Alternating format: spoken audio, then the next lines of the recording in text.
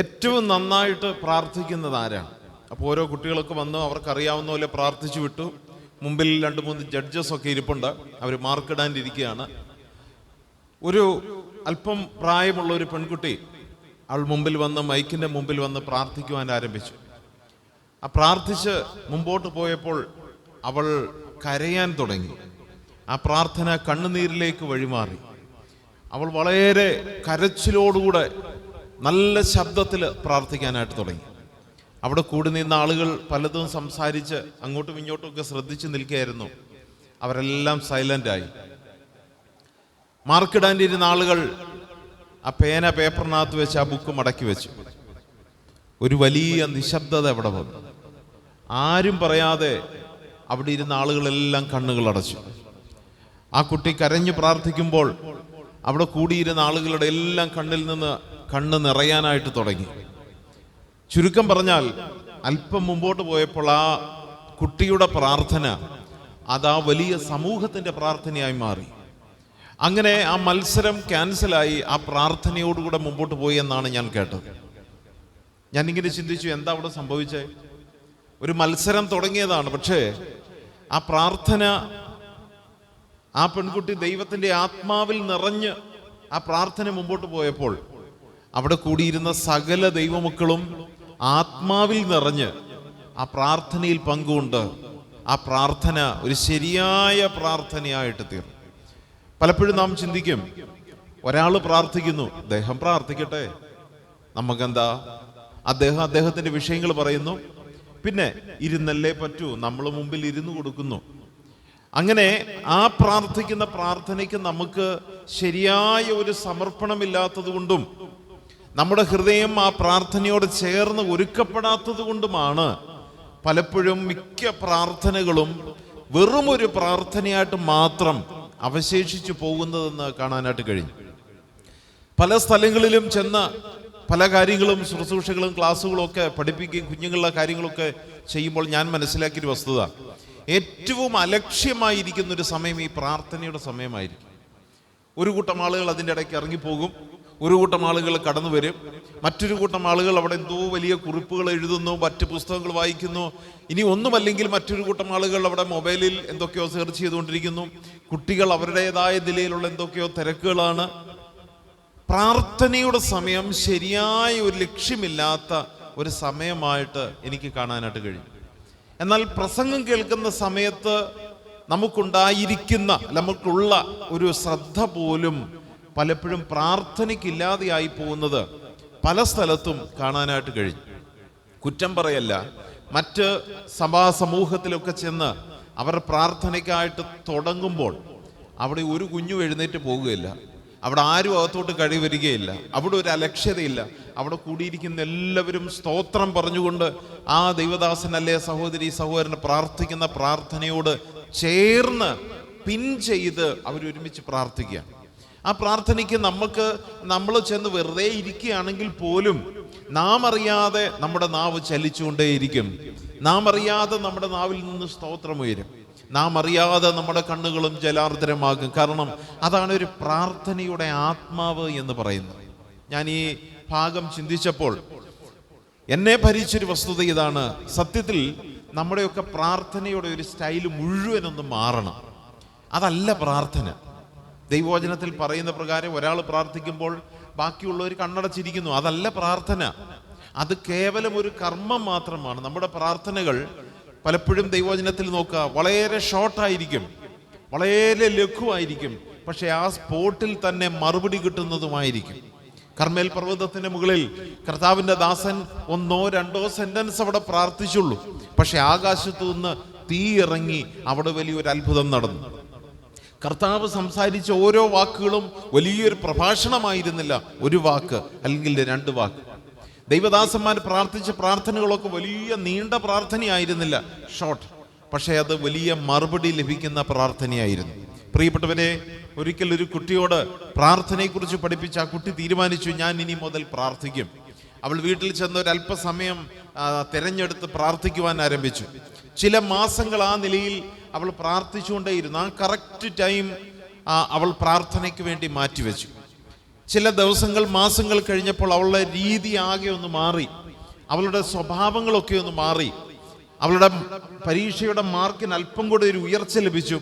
അവരുടെ ശാരീരികമായ പ്രതിസന്ധികൾക്ക് ഒരു മാറ്റം സംഭവിച്ചു. അത് ക്രമേണ സംഭവിച്ച ഒരു മാറ്റമാണ്. മറ്റുള്ളവർ പറഞ്ഞു, നിനക്കെന്തോ ഒരു മാറ്റമുണ്ടല്ലോ, നിനക്കെന്തു പറ്റി, പഴയ നീ അല്ലല്ലോ ഇത്. അതാണ് പ്രാർത്ഥനയുടെ ശക്തി. പ്രാർത്ഥന എന്ന് പറയുന്ന ഒരു വലിയ ശക്തി, അത് നമ്മെ ചെയ്യുന്നത് ഒറ്റയടിക്കങ്ങ് രൂപാന്തരപ്പെടുത്തുകയല്ല, മാജിക് കാണിക്കുന്നത് പോലെ അല്ല. ക്രമേണ നമ്മെ ഒരു പുതിയ മനുഷ്യനാക്കി തീർക്കുകയും നമ്മുടെ പ്രതിസന്ധികളിൽ നിന്ന്, പ്രശ്നങ്ങളിൽ നിന്ന് ക്രമേണ നമ്മെ വിടുതൽ നൽകി നാം ഒരു മറ്റൊരു വ്യക്തിയായിട്ട്, പുതിയൊരു മനുഷ്യനായി മാറിക്കൊണ്ടിരിക്കുക എന്നുള്ളതാണ് പ്രാർത്ഥനയുടെ ഞാൻ മനസ്സിലാക്കിയ ഏറ്റവും വലിയ ശക്തി. ഇനിയും എത്ര സ്ട്രോങ് പ്രാർത്ഥനയുള്ളൊരു വ്യക്തിയാണെങ്കിലും ഞാൻ എൻ്റെ ലൈഫിൽ നിന്ന് പറയാം, 1-2 ദിവസം പ്രാർത്ഥന തടസ്സപ്പെട്ടാൽ 3-ാം ദിവസം പ്രാർത്ഥിക്കാനായിട്ട് നമുക്കൊരു ഒരുക്കവും ഉണ്ടാകുകയില്ല. കാരണം 2 ദിവസം തടസ്സപ്പെട്ടു, 3-ാം ദിവസം പ്രാർത്ഥിക്കാൻ വരുമ്പോൾ നമ്മൾ ചിന്തിക്കും, നമുക്ക് അത് ചെയ്യണം, ഇത് ചെയ്യണം, പല തിരക്കുകളുണ്ടല്ലോ, അതൊക്കെ കഴിഞ്ഞിട്ടാട്ടെ. കാരണം പ്രാർത്ഥനയുടെ ആത്മാവ് വിട്ടുപോയി. അതിൻ്റെ എതിരാത്മാവ് ഇപ്പോൾ കടന്നു വന്നിരിക്കുന്നു. നീ പ്രാർത്ഥിക്കരുത്, നീ പ്രാർത്ഥിച്ചാൽ ഇവിടെ അത്ഭുതങ്ങൾ നടക്കും, നീ പ്രാർത്ഥിച്ചാൽ അത്ഭുതങ്ങൾ നടക്കും. എപ്പോഴും ഞാൻ എൻ്റെ ബുക്കിൽ എഴുതി വെക്കും, നീ പ്രാർത്ഥിച്ചാൽ അത്ഭുതം നടക്കും. ഒരു ക്വസ്റ്റ്യൻ മാർക്കും താഴെ ഇട്ട് വെക്കും. അതിൻ്റെ അർത്ഥം, പക്ഷേ നീ എന്തുകൊണ്ട് പ്രാർത്ഥിക്കുന്നില്ല? അത് വസ്തുതയാണ്. ഞാൻ പ്രാർത്ഥിച്ചാൽ ഇവിടെ അത്ഭുതം നടക്കും, പക്ഷേ പ്രാർത്ഥിക്കുന്നില്ല. അതാണ് ദൈവം ചോദിക്കുന്നത്, എന്തുകൊണ്ട്? ഇന്ന് ദൈവസന്നിധിയിൽ പ്രാർത്ഥിക്കാനിരിക്കുമ്പോൾ എന്നെ വളരെ സന്തോഷിപ്പിച്ച ഒരു വേദഭാഗമാണ് 81-ാം സങ്കീർത്തനം. നമുക്ക് വളരെ സുപരിചിതമായ ഒരു വേദഭാഗമാണ് 81-ാം സങ്കീർത്തനം. അതിൻ്റെ 10-ാമത്തെ വാക്യം നിങ്ങൾ നോക്കുക. അതിൽ ഒരു വാക്യം മാത്രമാണ്, ഒരു ആശയം മാത്രമാണ്. 81-ാം സങ്കീർത്തനം 10-ാം വാക്യം നമുക്കറിയാവുന്ന വേദഭാഗം. എന്താ എഴുതിയിരിക്കുന്നത്? നിന്റെ വായ് വിസ്താരത്തിൽ തുറക്ക, ഞാൻ അതിനെ നിറയ്ക്കും. ദൈവവചനം പഠിക്കുമ്പോൾ പല രീതിയിൽ വ്യാഖ്യാനിക്കാം. നമുക്ക് ഇഷ്ടമുള്ളതുപോലൊക്കെ വ്യാഖ്യാനിക്കാം. ഇഷ്ടംപോലെ വ്യാഖ്യാനങ്ങളുണ്ട്. അതൊക്കെ ഒരുമാതിരി അലിഗറിക്കൽ ഇന്റർപ്രിട്ടേഷൻ മാത്രമാണ്. എന്ന് പറഞ്ഞാൽ മാനുഷികമായ വ്യാഖ്യാനങ്ങളാണ്. പക്ഷെ എന്താ ദൈവം ഇവിടെ പറയുന്നത്? നിന്റെ വായ് തുറക്കുക, ഞാൻ ഇതിനെ നിറയ്ക്കും. നീ വായ് തുറന്നു പിടിച്ചോളൂ, ഞാൻ ഭക്ഷണം വന്ന് ആ പ്ലേറ്റിൽ എല്ലാ കൂട്ടാനും കറിയും കൂട്ടി ഉരുട്ടി റെഡിയാക്കി നിന്റെ വായിലേക്ക് വെച്ച് തരാം. അങ്ങനെയാണോ ഇവിടെ പറയുന്നത്? കിളികളെ നിങ്ങൾ നോക്കുക. മുട്ട വിരിഞ്ഞ് ആ കൂട്ടിൽ 3-4 കിളികളുണ്ടെങ്കിൽ അത് കണ്ണ് തുറന്നിട്ടില്ല, കണ്ണടച്ചിരിക്കും. അത് കുഞ്ഞുങ്ങളാണ്. ആ തള്ളക്കിളി എവിടുന്നെങ്കിലും ചെന്ന് എന്തെങ്കിലും സാധനം കിട്ടുമ്പോൾ അത് പറന്നവിടെ വന്നിരിക്കുമ്പോൾ ഈ കിളികളെ നിങ്ങൾ ശ്രദ്ധിച്ചിട്ടുണ്ടോ? ഈ കുഞ്ഞു കിളികൾ, അതിൻ്റെ വായ് എത്രത്തോളം തുറക്കാമോ അത്രത്തോളം തുറന്നിരിക്കും. 4 കിളിയുണ്ടെങ്കിൽ ആ 4 കുഞ്ഞുങ്ങളും എത്രത്തോളം അതിൻ്റെ വായ് തുറക്കാമോ അത്രത്തോളം തുറന്നിരിക്കും. പക്ഷെ നിങ്ങൾ ശ്രദ്ധിക്കുക, ആ കുഞ്ഞുങ്ങൾ പറക്കാൻ തുടങ്ങിയാൽ പിന്നെ ഇത്രയും വാ തുറക്കത്തില്ല. എന്നാൽ അതിൻ്റെ ചെറിയൊരു ഓപ്പണിങ് മതി. പക്ഷെ ഇപ്പോൾ ഏറ്റവും വലിയൊരു ഓപ്പണിങ്. കാരണം അമ്മ കൊണ്ടുവരുന്നത് ചിലപ്പം വലിയൊരു ഭക്ഷണമായിരിക്കും, ചെറുതായിരിക്കും. നഷ്ടപ്പെട്ടു പോകരുത്, ആ ഭക്ഷണം നഷ്ടപ്പെട്ടു പോകരുത്. അത് എൻ്റെ വായിൽ തന്നെ കൊള്ളണം. ചിലപ്പോൾ അതിൻ്റെ വായി കൊള്ളാത്തൊരു ഭക്ഷണമാണെങ്കിൽ അതും നഷ്ടപ്പെട്ടു പോകരുത്. എന്താ ദൈവത്തിൻ്റെ പരിശുദ്ധാത്മാവ് പറയുന്നത്? നിന്റെ ഭൗമികമായ ആവശ്യങ്ങൾക്ക് വേണ്ടി നീ വാ തുറക്കുക. എന്തിനൊക്കെ വാ തുറക്കാം? ഒന്നാമത് നമ്മൾ പറയും, എന്തിനാ? ഭക്ഷണം കഴിക്കാൻ വാ തുറക്കും. അതവിടെ നിൽക്കട്ടെ, നമ്മൾ അതിനെക്കുറിച്ച് സംസാരിക്കുന്നില്ല. പിന്നെന്തിനു വാ തുറക്കും? സംസാരിക്കാൻ വാ തുറക്കും. സംസാരം പല രീതിയിലുണ്ട്, ഞാനതെല്ലാം വിട്ടു. ദൈവസന്നിധിയിൽ വായ് തുറക്കുവാൻ ദൈവം പറയുന്നത്, ഒന്ന്, ദൈവത്തോട് സംസാരിക്കാൻ നിന്റെ വായ് തുറക്കണം. 2, ദൈവത്തെ കുറിച്ച് സംസാരിപ്പാൻ നിന്റെ വായ് തുറക്കണം. ദൈവത്തോട് സംസാരിക്കുവാനും ദൈവത്തെ കുറിച്ച് സംസാരിപ്പാനും വായ് തുറക്കണം. അത് എത്രത്തോളം തുറക്കണം? ഭക്ഷണത്തിന് തുറക്കുന്നതിനേക്കാൾ അത് തുറക്കണം. ദൈവത്തോട് സംസാരിക്കുവാനും ദൈവത്തെ കുറിച്ച് സംസാരിപ്പാനും എത്രയും വായ് തുറക്കാമോ എന്ന് പറഞ്ഞാൽ വായൊന്ന് ഓപ്പൺ ആക്കണം എന്നല്ല, എത്രത്തോളം സംസാരിക്കാമോ നീ അത്രത്തോളം സംസാരിക്കണം. ചുരുക്കത്തിൽ ഇങ്ങനെയാണ് അതിൻ്റെ അർത്ഥം. നീ ദൈവത്തോട് സംസാരിക്കാനാണ് വന്നിരിക്കുന്നതെങ്കിൽ പെട്ടെന്ന് ആ പ്രാർത്ഥന നിർത്തിക്കളയരുത്. സംസാരിച്ചുകൊണ്ടേയിരിക്കുക. നീ തീരുന്നത് വരെ, ആ വാക്കുകൾ തീരുന്നത് വരെ ദൈവം നിന്നോട് കേട്ട് നിന്റെ അടുക്കലുണ്ടാകും. നീ ദൈവത്തെ കുറിച്ച് സംസാരിക്കുകയാണെങ്കിൽ സംസാരിച്ചുകൊണ്ടേയിരിക്കുക. കാണുന്നവരോടും അടുത്തു വരുന്നവരോടും മാക്സിമം ആളുകളോട് നീ കർത്താവിനെ കുറിച്ച് സംസാരിച്ചു കൊണ്ടേയിരിക്കുക.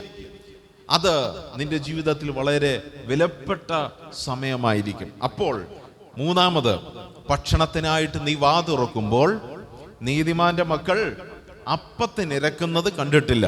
നീ ഈ രണ്ട് കാര്യത്തിനു വേണ്ടി ദൈവസന്നിധിയിൽ വായി തുറന്നാൽ, നീ ഭക്ഷണം കഴിക്കാൻ ചെന്നിരിക്കുമ്പോൾ നിന്റെ മുമ്പിൽ കഴിക്കേണ്ടുന്നത് ദൈവം ഒരുക്കി തരും. ഞാൻ ഇങ്ങനെ ചിന്തിക്കും, എപ്പോഴും അതൊരു അതിശയമായിട്ട് ചിന്തിക്കും. മരുഭൂമി എന്ന് പറയുന്നത് മണലാരണ്യമാണ്, ചുട്ടുപഴുത്ത മണലാണ്. അത് രാത്രി ചെന്നാലും ആ ചൂടും കാര്യങ്ങളും ഒക്കെ ഉണ്ടാകും, അന്തരീക്ഷത്തിനും ഒരു ചൂടുണ്ടാകും. പക്ഷേ ഇസ്രായേൽ ജനത്തിന് ദൈവം ഭക്ഷണം കൊടുക്കുവാൻ ആരംഭിച്ചപ്പോൾ വളരെ ഒരു നമ്മുടെ നാടൻ മല്ലിയുടെ വണ്ണത്തിലുള്ള ഒരു സാധനമാണ് കൊടുക്കുന്നത്, മന്ന. ഏതാണ്ട് അത്രയ്ക്കേ ഉള്ളൂ, അങ്ങേ അറ്റം പോയാൽ ഒരു കാപ്പിക്കുരുവിൻ്റെ സാധനം. ഇത് അതുകൊണ്ടാണ് വായിക്കുന്നത്, ഇതിനെ കൊത്തമ്പാലരി പോലെ ഇരിക്കുന്നു. ഇത് കൊടുക്കുമ്പോൾ ആ മണ്ണിലിട്ട് കൊടുത്തതല്ല ദൈവം, മണ്ണിൽ ഭക്ഷണം എറിഞ്ഞു കൊടുത്തതല്ല ദൈവം. നിങ്ങളവിടെ വായിക്കുന്നെങ്കിൽ ഇങ്ങനെ മനസ്സിലാകും. പ്രഭാതത്തിൽ ദൈവം ആ ഭവനത്തിന് മുമ്പിൽ അവിടെ മാത്രം മഞ്ഞുകൊണ്ടുള്ളൊരു പാളി ഒരുക്കി, ഒരു മഞ്ഞിന്റെ ഒരു പാളി ദൈവം അവിടെ ഒരുക്കി. അതിൻ്റെ മുകളിൽ മന്ന വെച്ചിട്ട് ദൈവം അവരോട് പറയാണ്, സൂര്യൻ ഉദിക്കുന്നതിന് മുമ്പ് നീ വന്ന് പറക്കിക്കൊള്ളണം. കാരണം ഈ മഞ്ഞ് തണുത്ത് വെള്ളമായി ഇത് മണ്ണിലേക്ക് വീഴുന്നതിന് മുമ്പ് നീ പറക്കിക്കൊള്ളണം. ദൈവം എന്താ ചെയ്തത്?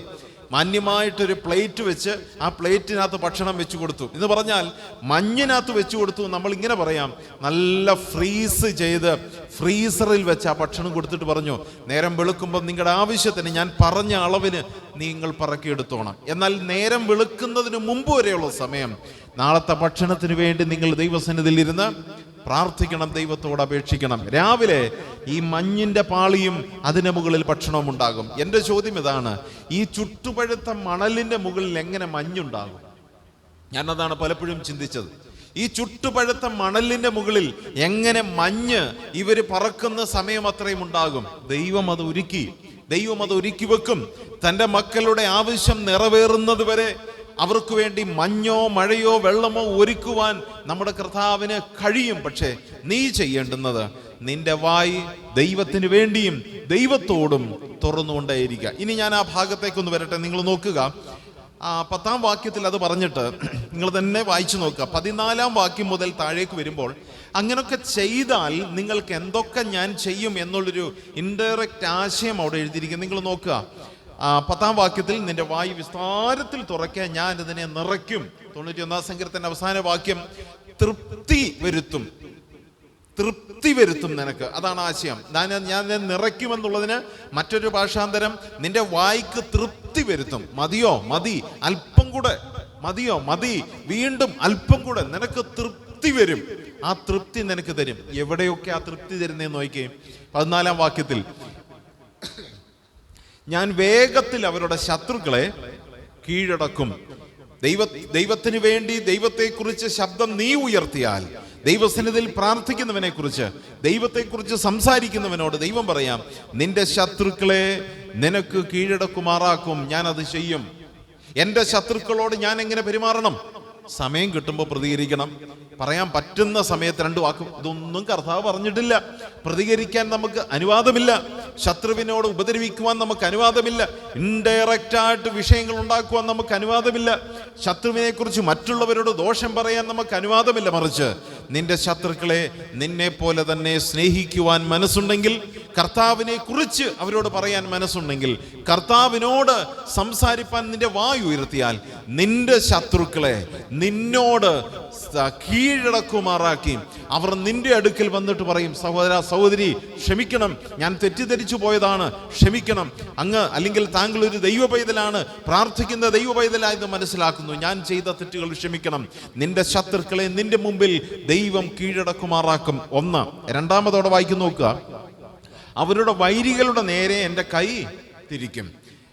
അവരുടെ വൈരികളുടെ, എൻ്റെ ശത്രുക്കളുടെ നേരെ ദൈവം കൈതിരിക്കും. ദൈവത്തിന് സ്തോത്രം. 1, ശത്രുക്കളെ നിനക്ക് കീഴടക്കും. എന്നാൽ ചില ശത്രുക്കൾ പറയും, ഞാൻ കീഴടങ്ങുകയല്ല, ഞാൻ വീണ്ടും അവനെ ഉപദ്രവിക്കും, വീണ്ടും അവനെ നശിപ്പിക്കും. കർത്താവ് പറയാണ്, അവർക്കെതിരെ നീ ഒന്നും ചെയ്യരുത്. നീ സംസാരിച്ചുകൊണ്ടേയിരിക്കുക, നീ പ്രാർത്ഥിച്ചുകൊണ്ടേയിരിക്കുക.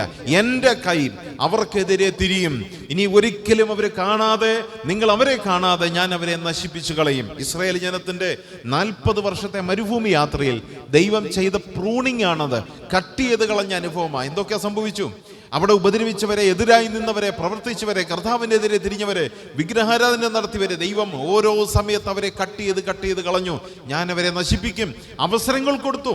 തുയത്തൈര സഭയോട് കർത്താവ് യേശു ക്രിസ്തു വെളിപ്പാട് പുസ്തകത്തിൽ ദൂത് പറയുമ്പോൾ, ഇസബേൽ എന്നൊരു സ്ത്രീയെക്കുറിച്ച് പറയുമ്പോൾ അവിടെ വായിക്കുന്നു, അവൾക്ക് മാനസാന്തരപ്പെടുവാൻ ഞാൻ അവസരം കൊടുത്തിട്ടും അവൾ എന്ത് ചെയ്തില്ല? മാനസാന്തരപ്പെട്ടില്ല. സഭയോട് പറയാ, സഭയെ, ദൈവദാസന്മാരെ, ദൈവമക്കളെ, സഭയെ നടത്തുന്നവരോട് പറയാ, നിങ്ങൾക്ക് മാനസാന്തരപ്പെടുവാൻ അവസരം കൊടുത്തിട്ടും നിങ്ങൾ മാനസാന്തരപ്പെടാതിരുന്നത് കൊണ്ട് തുയത്തൈര സഭയോട് പറയാണ്, അവരുടെ മക്കളെ അമ്മമാരുടെ മുമ്പിൽ വെച്ച് ഞാൻ കൊന്നുകളയും. അവരുടെ തലമുറകളെ മാതാപിതാക്കൾക്ക് മുമ്പേ നശിപ്പിക്കും. ഒരു വലിയ ന്യായവിധി ദൈവം അവരുടെ മേലയക്കും. ഇവിടെ വായിക്കുന്നു, നിന്റെ ശത്രുക്കളെ കുറിച്ച് നീ ദൈവത്തോട് വായ് തുറന്ന് പ്രാർത്ഥിക്കുവാൻ നിനക്ക് മനസ്സുണ്ടെങ്കിൽ നിന്റെ ശത്രുക്കൾക്കെതിരെ കൈതിരിക്കുന്നവനാണ് ദൈവം. ദൈവത്തിന് സ്തോത്രം. അനേക അനുഭവങ്ങൾ ഓർമ്മ വരുന്നു, നമുക്ക് സമയമില്ല. മൂന്നാമത് 15-ാം വാക്യത്തിൽ നോക്കുക, യഹോവയെ പകയ്ക്കുന്നവർ അവന് കീഴടങ്ങും. ഇനി നമുക്ക് ചുറ്റുമുള്ള ആളുകൾ നമ്മൾ പറയുന്ന ഉപദേശം അംഗീകരിക്കത്തില്ല. നീ പറയുന്ന തെറ്റ്, അങ്ങനെയല്ല, അങ്ങനെ ഒരു ദൈവമില്ല എന്ന് പറഞ്ഞ് നമ്മളെയും നമ്മുടെ വിശ്വാസത്തെയും നാം വിശ്വസിക്കുന്ന കർത്താവിനെയും നമ്മൾ കൂടി വരുന്ന സഭയെയും ഉപദ്രവിക്കുകയും എതിരായി പറയുകയും നിന്ദിക്കുകയും പരിഹസിക്കുകയും, അത് യഹോവയ്ക്കെതിരെ സംസാരിക്കുക. കർത്താവ് പറഞ്ഞു, നിങ്ങളൊന്നും ചെയ്യണ്ട, ഞാൻ ചെയ്തോളാം. എന്താ അവിടെ കർത്താവ് പറയുന്നത്? യഹോവയെ പകയ്ക്കുന്നവർ പോലും കീഴടങ്ങി നിൽക്കത്തക്ക നിലയിൽ ദൈവം പ്രവർത്തിക്കും. അതും ചരിത്രമുണ്ട്. 3 ബാലന്മാരെ തീയിലിട്ടിട്ട് പിറ്റേ ദിവസം രാവിലെ അവരുടെ അസ്ഥി പോലുമില്ല, ചാരമെങ്കിലും കാണാമെന്ന് പറഞ്ഞ ഒരു മഹാനായ ചക്രവർത്തി അവിടെ വന്ന് നോക്കിയപ്പോൾ ആളുകളോട് ചോദിക്കുക, നമ്മൾ 3 പേരെയല്ലേ അതിനകത്ത് ഇട്ടത്, ആ 4-മത്തവൻ അവിടെ ആരാ? ഞാൻ ഇങ്ങനെ അവിടെ ചിന്തിച്ചു, ആ 4-മത്തവൻ ആരാണെന്ന് അവിടെ അറിയേണ്ടത്. പക്ഷേ അവിടെ നമ്മൾ നിന്നാ ചോദിക്കും, എന്ത് ചോദിക്കും? എടാ, ഇന്നലെ ഇട്ട ഇവര് ഇതുവരെ കരിഞ്ഞു പോകാത്തത് എന്താ? അതല്ലേ ചോദിക്കേണ്ടത്. 4-മത്തത് ആരോ ആകട്ടെ, ഇവരെന്തുകൊണ്ട് തീ പിടിച്ചില്ല, ഇവരെന്തുകൊണ്ട് കത്തിക്കരിഞ്ഞു പോയില്ല, അതല്ല ചോദിച്ചത്. ആ 4-മത്തവൻ ആരാ എന്ന് പറഞ്ഞാൽ അവിടെയും നിങ്ങൾക്കൊരു സ്വസ്ഥത തരത്തില്ല. പക്ഷേ അവിടെ മരിച്ചു കിടക്കുന്ന ഇവന്മാരെ ഏതാ ചോദിച്ചപ്പോൾ പറഞ്ഞു, ഇവരെ കൊണ്ടിട്ട പട്ടാളക്കാരാണ് എന്ന് പറഞ്ഞാൽ ദൈവം എന്താ ചെയ്തത്? നിനക്കെതിരെ പ്രവർത്തിക്കുന്നവരെ ഞാൻ നശിപ്പിക്കുകയും തീയുടെ ഉള്ളിലാണെങ്കിലും ഒരു കുഴപ്പവുമില്ലാതെ നിങ്ങളെ സൂക്ഷിക്കുവാൻ ഞാൻ മതിയായവനാണ്. പക്ഷേ നീ ദൈവത്തോട് വായ തുറക്കണം. വീണ്ടും അവിടെ വായിക്കുന്നത്, ഇവരുടെ ശുഭകാലം എന്നേക്കും നിൽക്കുമായിരുന്നു. നിൽക്കും എന്നല്ല വായിക്കുന്നത്, ഇവർക്കൊരു നല്ല കാലം ഉണ്ടായിരുന്നു. 2 ആശയമുണ്ട്. ഇംഗ്ലീഷിൽ എഴുതുമ്പോൾ അവരുടെ ന്യായവിധിയുടെ ദിവസം ഞാൻ കുറച്ചുകൂടെ പോസ്റ്റ്പോൺ ചെയ്തിരിക്കുന്നു എന്നൊരു അർത്ഥമുണ്ട്. പക്ഷേ മലയാളത്തിന്റെ അർത്ഥം ഇങ്ങെടുക്കുക, അവർക്കൊരു ശുഭകാലം ഉണ്ടായിരുന്നു, നല്ലതായിട്ട് സന്തോഷത്തോടെ ജീവിക്കാവുന്ന ഒരു ജീവിതം ഉണ്ടായിരുന്നു. പക്ഷേ അവര് ഇങ്ങനെ പ്രവർത്തിച്ചത് കൊണ്ട് അവരുടെ ശുഭകാലം എന്നേക്കും നിൽക്കുമായിരുന്നു എന്ന് പറഞ്ഞാൽ അർത്ഥം എന്നേക്കും ഇനിയും നിൽക്കുകയില്ല. അവരുടെ ശുഭകരമായ ജീവിതം, ശുഭകരമായ കുടുംബജീവിതം, ശുഭകരമായ ഒരു വിദ്യാഭ്യാസ ജീവിതം, ശുഭകരമായ ഒരു ജോലി, ഇതൊക്കെ നല്ല വീട്, നല്ല സൗകര്യങ്ങൾ, ശുഭമായി ജീവിക്കാൻ പറ്റുന്ന ഒരു ജീവിതം അവർക്കുണ്ടായിരുന്നു. പക്ഷേ അവരിങ്ങനെ ചെയ്തതുകൊണ്ട് ഞാൻ ആ കാലഘട്ടം മുറിച്ചു കളഞ്ഞു, കാലഘട്ടം ചെറുതാക്കി കളഞ്ഞു. അതുകൊണ്ട് വേഗത്തിൽ അവർ നശിച്ചു പോകും. എന്നാൽ മറുവശം ദൈവസന്നിധിയിൽ വായ് തുറക്കുന്നവന് എന്താ ദൈവം പറയുന്നത്? ആയുസ് കൊണ്ടും ജീവിതം കൊണ്ടും ദിവസങ്ങൾ കൊണ്ടും വർഷങ്ങൾ കൊണ്ടും ദൈവം അവന് തൃപ്തി വരുത്തും. ഒരു കാര്യം കൂടെ അവിടെ വായിക്കുന്നത് നോക്കുക, 16-ാമത്തെ വാക്യത്തില്, അവൻ മേത്തരമായ കോതമ്പ് കൊണ്ട് അവരെ, ദൈവത്തിന് സ്തോത്രം, ദൈവത്തിന് സ്തോത്രം, ദൈവസന്നിധിയിൽ പ്രാർത്ഥനയ്ക്കായിട്ട് വാതുറക്കുന്നവനോട് ദൈവം പറയാ, നിനക്ക് കോതമ്പ് തരുമെന്നല്ല പറഞ്ഞ, പിന്നെ മേത്തരമായ റേഷൻ കടയിൽ ചെന്ന് വാങ്ങിക്കുന്ന അരിയൊന്നും അല്ല ഇവിടെ കിട്ടുന്നേ. വേണമെങ്കിൽ കഴുകി പറക്കി തേച്ച് എങ്ങനെയും ഉണക്കി പറക്കി എടുത്ത് എന്നെ കൊണ്ട് ഇതേ പറ്റൂ, അല്ല, ഏറ്റവും മേത്തരമായത്, ഒരു ഫസ്റ്റ് ക്വാളിറ്റിയേക്കാൾ ശ്രേഷ്ഠമായത് ദൈവം നിനക്ക് തരും. ദൈവം നിനക്ക് തരും. ഇസ്രായേൽ ജനത്തിന് ദൈവം കൊടുക്കുവാൻ ആഗ്രഹിച്ച സ്ഥലം കനാൻ. അവിടെ വായിക്കുന്നത് എന്താ? പാലും തേനും ഒഴുകുന്ന ദേശം. അവിടെ ഇഷ്ടം പോലെ പശുക്കളുണ്ട്, ആടുകളുണ്ട്, കറക്കാൻ ആരുമില്ല. അബദ്ധങ്ങൾ നടക്കുമ്പോഴും ഇരിക്കുമ്പോഴും പാല് ഒഴുകിക്കൊണ്ടിരിക്കുന്നു. എത്ര കറന്നെടുത്താലും മതിയാകാത്ത പാലവിടെയുണ്ട്. പോയി അനുഭവിച്ചോളൂ. തറ കുഴിക്കുമ്പോൾ, ആ പുരേടം കളയ്ക്കുമ്പോൾ, മരം വെട്ടുമ്പോഴെല്ലാം തേനാണ്. തേൻ ഒഴുകിക്കൊണ്ടിരിക്കുന്ന ഒരു സ്ഥലം. ദൈവം ആ പ്രദേശം ഓർക്ക് കൊടുത്തു. അവിടെ വായിക്കുന്നത്, ഒരു തണ്ട് ഫലം അല്ലെങ്കിൽ ഒരു തണ്ട് പഴങ്ങൾ 2 പേര് തോളേക്ക് വെച്ചോണ്ട് വരേണ്ടി വരുന്നു. ഞാനിങ്ങനെ ചിന്തിച്ചു, ഒരു കൊല മുന്തിരിപ്പഴമാണെന്ന് കരുതുക. ഒരു കൊല മുന്തിരിപ്പഴം എത്രയും വരും? അങ്ങേയറ്റം പോയാൽ എത്രയും വരും. പക്ഷെ അവിടെ വായിക്കുന്നത് 2 പേര് തോളെ ചുമന്നുകൊണ്ട് വരിക, ഒരു കൊല മുന്തിരിപ്പഴം. അങ്ങനെ ഒരു മുന്തിരിപ്പഴം കണ്ടിട്ടുണ്ടോ? ഇല്ല. പക്ഷെ ദൈവം തൻ്റെ ദാസന്മാർക്ക് കൊടുക്കാൻ ആഗ്രഹിച്ച സ്ഥലത്തിൻ്റെ മഹത്വം അതാണ്. ദൈവത്തിന് സ്തോത്രം. മേത്തരമായ കോതമ്പ് കൊണ്ട് ഞാൻ നിങ്ങളെ പോഷിപ്പിക്കും. പലപ്പോഴും പല ദൈവമക്കളും പറയും, ഭക്ഷണത്തിന് ബുദ്ധിമുട്ടാ സഹോദര, കുഞ്ഞുങ്ങൾ സ്കൂളിൽ പോകണം, നേരം വെളുത്ത് ഭക്ഷണം ഒരുക്കണം. പലപ്പോഴും ഒന്നുമില്ല. ഞങ്ങളൊക്കെ വയനാട്ടിൽ കർത്താവിൻ്റെ വേലയിലായിരുന്നപ്പോൾ പൊടിക്കുഞ്ഞുങ്ങളായിരുന്നു. ആ കുഞ്ഞുങ്ങൾ വെറും പൊടിക്കുഞ്ഞുങ്ങൾ. ഒന്നുമില്ലാത്ത ദിവസങ്ങളുണ്ടായിട്ടുണ്ട്, ഒരു സാധനവും ഇല്ലാത്ത ദിവസങ്ങൾ. അപ്പോഴെല്ലാം ആരോടും ഒന്നും ചോദിക്കുകയില്ല, ദൈവസന്നിധിയിലിരുന്ന് പ്രാർത്ഥിക്കും, ദൈവമേ ഭക്ഷണം തരുവാൻ നീ മതിയായ ദൈവമാണ്. അപ്പോഴൊക്കെ നമ്മളെ അറിയാത്ത, ഞങ്ങളറിയാത്ത സഹോദരന്മാർ വിളിക്കും, ഒന്ന് വീട്ടിലോട്ട് വരണം. അവരുടെ വീട്ടിൽ ചെല്ലുമ്പോൾ ആവശ്യത്തിലധികം സാധനങ്ങൾ നിറച്ചിട്ട് പറയും, കൊണ്ടുപോക്കോളൂ. ഇത് 2 ദിവസമായി ഞാൻ ആലോചിച്ചുകൊണ്ടിരിക്കുകയായിരുന്നു. പക്ഷെ ഇപ്പോഴാ എന്ന് പറഞ്ഞാൽ, കഴിഞ്ഞ 2 ദിവസം മുമ്പ് ഭക്ഷണം ഉണ്ടായിരുന്നു. ഇത് തീരുന്നത് വരെ ദൈവം വെയിറ്റ് ചെയ്തിട്ട് വിളിച്ചു, തീർന്നല്ലോ, ഇനി ഇന്നാ നീ കൊണ്ടുപോക്കോളൂ. ദൈവം മേത്തരമായ കോതമ്പ് കൊണ്ട് നിന്നെ പോഷിപ്പിക്കും. അടുത്തത്, പാറയിൽ നിന്നുള്ള വെള്ളം എന്നല്ല പറഞ്ഞത്. ഇസ്രായേൽ ജനത്തിന് പാറയിലെ വെള്ളം കൊടുത്തെങ്കിൽ, ദൈവത്തിന് സ്തോത്രം, ഇന്ന് ദൈവസന്നിധിയിൽ മുട്ടുമടക്കുന്നവനോട് പറയാ, പാറയിൽ നിന്ന് നിനക്ക് തേൻ തരുവാനും ഞാൻ മതിയായ ദൈവമാണ്. ഇനി ഞാൻ ചോദിക്കട്ടെ, ഇനി എന്താ നമുക്ക് മടി ദൈവസന്നിധിയിൽ പ്രാർത്ഥിക്കുവാൻ? ഇത്രയും നന്മ ദൈവം തന്നിട്ട് ഇതിൽ ചിന്തിച്ചു നോക്കിയാൽ എല്ലാവിധമായ കാര്യങ്ങളുമുണ്ട്. ഭക്ഷണമുണ്ട്, ആവശ്യമായ സകലതുമുണ്ട്. കർത്താവ് പറയുന്നു, നീ ദൈവസന്നിധിയിൽ വിസ്താരമായി നിന്റെ വായൊന്ന് തുറക്കുക, ഞാനതിനെ നിറയ്ക്കും.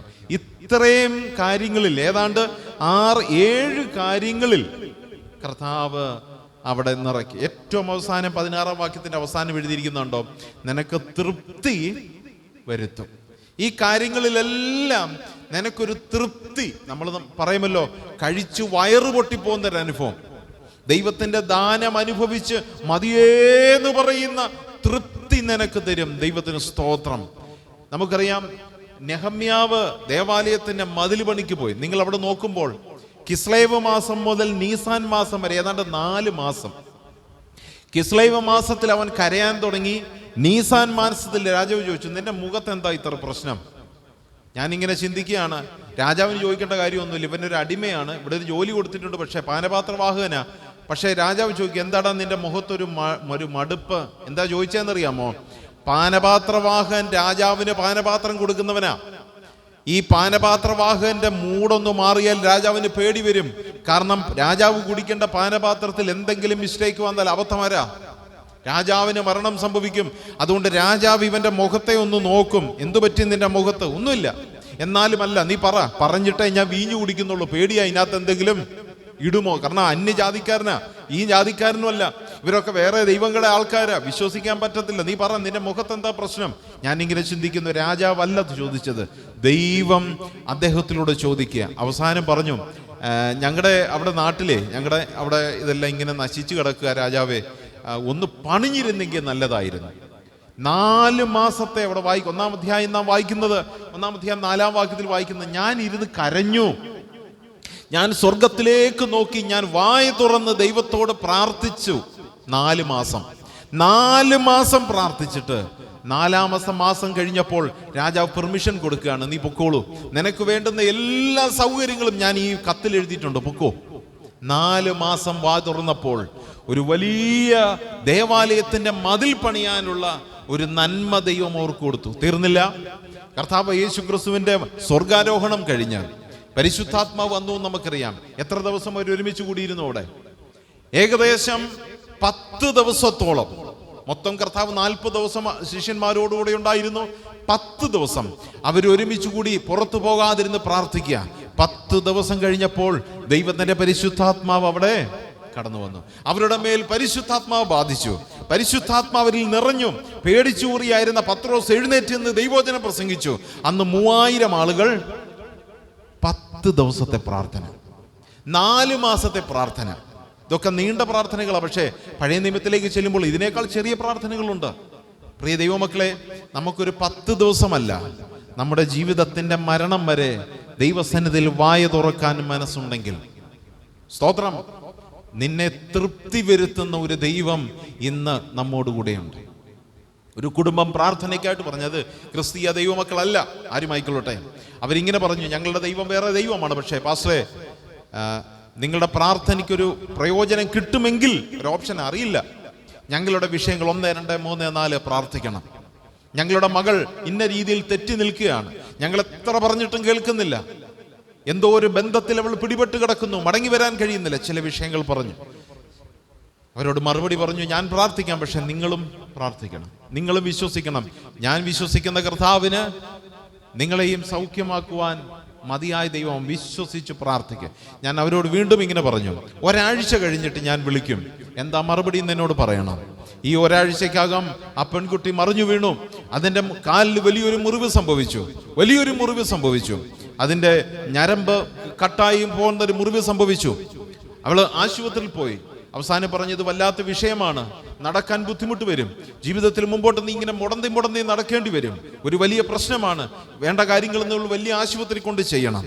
മാതാപിതാക്കൾ അവളുടെ അടുത്തിരുന്ന് ഇങ്ങനെ പറഞ്ഞു, ഞാനൊരു പാസ്റ്ററോട് പ്രാർത്ഥിക്കാൻ പറഞ്ഞു. മകളെ, പാസ്റ്റർ ഇങ്ങനെ പറഞ്ഞു, ഈ ദൈവത്തെ കോപിപ്പിച്ചു നീ പോയാൽ ദൈവം വഴിയിൽ പിടിച്ചിടുന്ന ദൈവമാ, ദൈവം വഴിയിൽ പിടിച്ചിടും, തിരിച്ചു വരുവാൻ കഴിയാതെ ശിക്ഷ വിധിക്കുന്ന ദൈവമാ. ഒരു കുഴപ്പമില്ലാത്ത നിന്നെ ഈ ആശുപത്രിയുടെ മുറിയിൽ ഇത്രമാത്രം അപകടാവസ്ഥയിൽ കൊണ്ടുവന്നത് മറ്റാരുമല്ല, അദ്ദേഹം പറഞ്ഞ ദൈവമാ. അവരവിടെ ഇരുന്ന് പ്രാർത്ഥിച്ചു. ആ മകൾ ഒരു രാത്രിക്ക് ശേഷം ആ മാതാപിതാക്കളോട് ചോദിച്ചു, ആ പറഞ്ഞത് ശരിയാണെങ്കിൽ നമുക്ക് ആ ദൈവത്തോടൊന്ന് പ്രാർത്ഥിച്ചിട്ട് എൻ്റെ കാൽ സൗഖ്യമാകുവാൻ കഴിയുമെങ്കിൽ ആ ദൈവം മതി അമ്മേ നമുക്ക്. ദൈവത്തിന് സ്തോത്രം. നിന്റെ വായ് വിസ്താരത്തിൽ തുറക്കാം, ഞാനതിനെ നിറയ്ക്കും. ചില നാളുകളോട് കഴിഞ്ഞിട്ട് അവർ പറഞ്ഞു, ഞങ്ങളുടെ കുട്ടിക്ക് സൗഖ്യമാകുന്നു, കാലിന്റെ പ്രയാസം മാറുന്നു, ആരോഗ്യം ലഭിക്കുന്നു.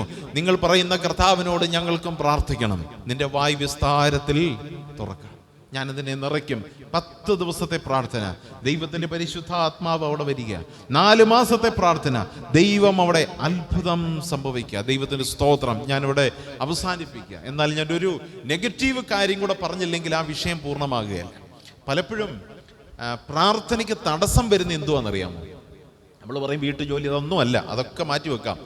പ്രാർത്ഥനയ്ക്ക്, ശരിയായ ഒരു പ്രാർത്ഥനയ്ക്ക് അവസരം കിട്ടാതായി പോകുന്ന ഏറ്റവും വലിയ കാര്യം നമ്മുടെ മനസ്സിന്റെ താളപ്പിഴകളാ.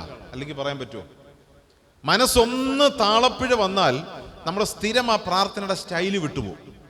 പിന്നെ പ്രാർത്ഥിച്ചിട്ട് കുറച്ചു നേരം ഇരിക്കും, എന്തായാലും ആ വിഷയം അത് കയറി കഴിഞ്ഞു. എന്നാലും അത് കാരണം മനസ്സ് താളം തെറ്റിപ്പോയി, മനസ്സ് തകർന്നു പോയി, മനസ്സൊന്ന് വ്യതിചലിച്ചിരിക്കുന്നു. അത് വെച്ച് എത്ര പ്രാർത്ഥന പ്രാർത്ഥിച്ചാലും അതങ്ങോട്ട് ആ പ്രാർത്ഥനയുടെ ഭവ്യതയിലേക്ക് എത്തുകയില്ല. ഞാൻ ഇങ്ങനെ പറയട്ടെ, സദൃശവാക്യം 12-ാം അധ്യായം 25-ാം വാക്യത്തിൽ എഴുതിയിരിക്കുന്നു, മനോവ്യസനം ഹേതുവായി മനുഷ്യന്റെ മനസ്സിടിയുന്നു. ഒരു വാക്യം കൂടെ ചേർത്ത് വായിക്കാം. ഫിലിപ്പി ലേഖനം 4-ാം അധ്യായം 6 മുതൽ നിങ്ങൾ വായിക്കുമ്പോൾ അവിടെ എഴുതിയിരിക്കുന്നത്, ഒന്നിനെക്കുറിച്ചും, സ്തോത്രം, ഒന്നിനെക്കുറിച്ചും വിചാരപ്പെടരുത്. ശലോമോൻ എഴുതിയിരിക്കുന്നു, നിങ്ങൾ വിചാരപ്പെട്ടിരുന്നാൽ നിങ്ങളുടെ മനസ്സ് ഇടിഞ്ഞു പോകും. പൗലോസ് എഴുതുകയാണ്, നിങ്ങൾ ഒന്നിനെക്കുറിച്ചും വിചാരപ്പെടരുത്, എല്ലാം കർത്താവിന്റെ സന്നിധിയിൽ പ്രാർത്ഥനയോടും സ്തോത്രത്തോടും കൂടെ സമർപ്പിക്കുക. ഞാൻ ചോദിക്കട്ടെ, വിശുദ്ധ ദൈവവചനം എഴുതി അവസാനിപ്പിക്കുന്നത് എങ്ങനെയാ? ഒരു പ്രാർത്ഥനയോടുകൂടെയാ. ആമേൻ. കർത്താവായ യേശുവേ, ഒരു പ്രാർത്ഥനയോടെ അവസാനിക്കുക. ദൈവമക്കളെ, നിന്റെ വായ് വിസ്താരത്തിൽ തുറക്കുക, ഞാനതിനെ നിറയ്ക്കും. ഞാൻ ഉൾപ്പെടെ പലപ്പോഴും ചിന്തിക്കും, പലപ്പോഴും വലിയ ക്ഷീണമായി വന്ന് കിടന്നിട്ട് അങ്ങ് എഴുന്നേറ്റ് പ്രാർത്ഥിക്കാം. പക്ഷെ ആ ഒറ്റ ഉറക്കം അങ്ങ് ഉറങ്ങിപ്പോവും. ചിലപ്പോൾ രാവിലെ ആയിരിക്കും എഴുന്നേൽക്കാൻ, അന്നേരം അയ്യോ ഇന്നലെ രാത്രി പ്രാർത്ഥിക്കാനായിട്ട് കഴിഞ്ഞില്ലല്ലോ. മനഃപൂർവ്വമല്ല, ഒന്ന് കടന്നുപോയി. നമ്മുടെ കുറവുകൾ, ബലഹീനത കർത്താവ് അറിയുന്നുണ്ടെങ്കിലും സമയം കിട്ടുമ്പോൾ ദൈവസന്നിധിയിൽ വായ തുറക്കുവാൻ നമ്മൾ സമയം ചെലവഴിക്കണം. ബാക്കി കാര്യങ്ങളെല്ലാം മാറ്റിവെക്കുക. അല്പനേരം കർത്താവിൻ്റെ സന്നിധിയിൽ വായ തുറക്കുക. ദൈവം അത്ഭുതം ചെയ്യും. ഞാൻ ആദ്യം പറഞ്ഞ സെന്റൻസ് ഒന്നുകൂടെ പറയാം. എൻ്റെ പ്രാർത്ഥന അത്ഭുതം പ്രവർത്തിക്കും. അതെപ്പോഴും എഴുതി ഒരു പേപ്പർ മുമ്പിൽ വെച്ചേക്കണം. എപ്പോഴും അത് നോക്കിക്കൊണ്ടിരുന്നോണം. വിഷയങ്ങളും പ്രശ്നങ്ങളും വരുമ്പോൾ ആ പേപ്പർ എടുത്ത് വായിക്കണം. നിന്റെ പ്രാർത്ഥന അത്ഭുതം ചെയ്യും. ഒരു ക്വസ്റ്റ്യൻ മാർക്ക്. Then Y? മടി കാണിക്കരുത്, മനസ്സിടിഞ്ഞു പോകരുത്, ഒന്നിനെക്കുറിച്ചും വിചാരപ്പെടരുത്. സകലതും ആ തമ്പുരാന്റെ പാദത്തിലേക്ക് ഏൽപ്പിക്കും. ഒരു സ്ത്രീയെ വ്യഭിചാരത്തിൽ പിടിച്ച് കർത്താവിന്റെ അടുക്കൽ കൊണ്ടുവന്നു. 2 മെയിൻ കഥാപാത്രം, കർത്താവും സ്ത്രീ. പരീശന്മാരും മറ്റാൾക്കാരെല്ലാം ഉണ്ട്. അവരുടെ കയ്യിലെല്ലാം കല്ലുണ്ട്. ഒരാൾ മരിക്കാൻ എത്ര എറിയണം?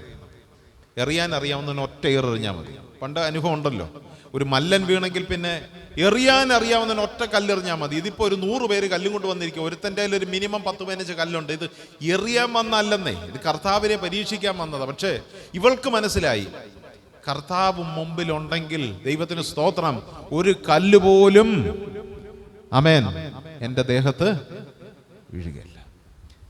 എന്താ സംഭവിച്ചത്? അവളും കുനിഞ്ഞിരിക്കുന്നു, കർത്താവും കുനിഞ്ഞിരിക്കുന്നു. അല്പനേരം കഴിഞ്ഞ് നോക്കിയപ്പോൾ അവിടെ ഒന്നും ആരുമില്ല.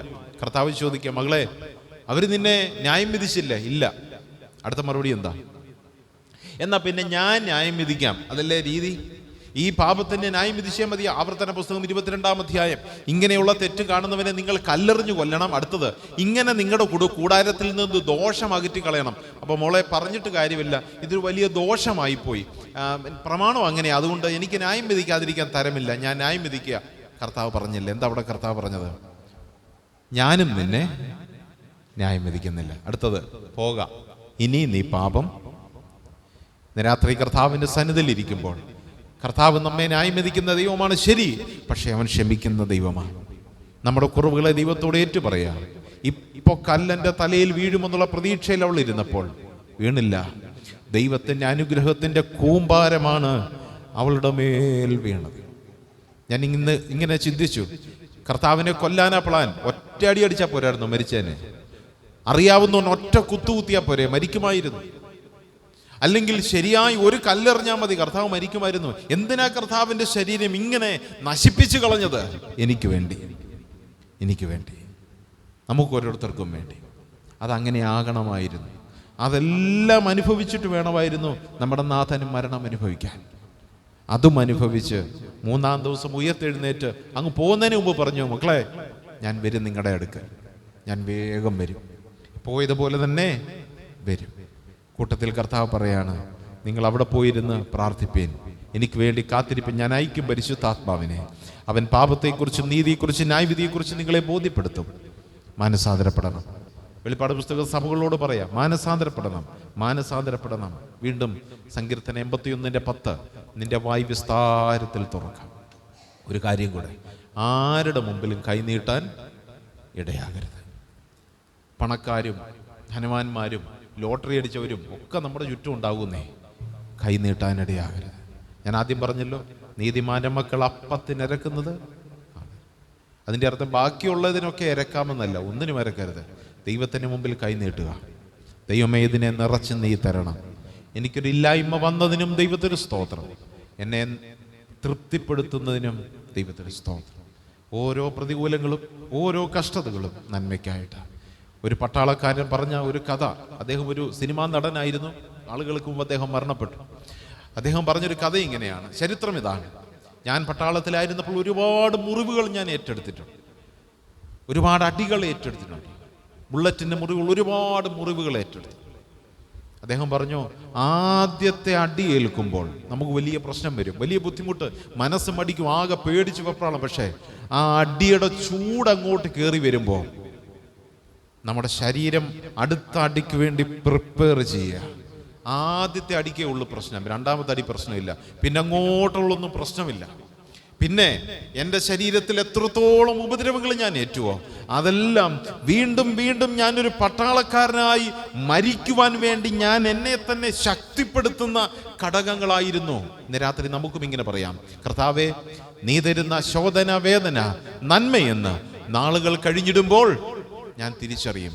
ഓരോ കഷ്ടതകളും വേദനകളും അടുത്ത ദിവസത്തെ ദൈവത്തിൻ്റെ നന്മ അനുഭവിക്കുന്നതിന് വേണ്ടി നമ്മെ ശക്തിപ്പെടുത്തുന്ന ഘടകങ്ങളായി തീരട്ടെ. പാട്ടുകാരൻ പറഞ്ഞിട്ടുണ്ട്, അങ്ങേ കരയിൽ നിന്ന് നാം നേടിയത് എന്തെന്ന് എണ്ണം. ദൈവത്തിന് സ്തോത്രം. ദൈവം നമ്മെ സഹായിക്കട്ടെ. പ്രാർത്ഥനയ്ക്കായിട്ട് ദൈവസന്നിധിയിലായിരിക്കാം. ദൈവം നമ്മെ സഹായിക്കട്ടെ. ദൈവനാമം വാഴ്ത്തപ്പെടുമാറാകട്ടെ. ആമേൻ.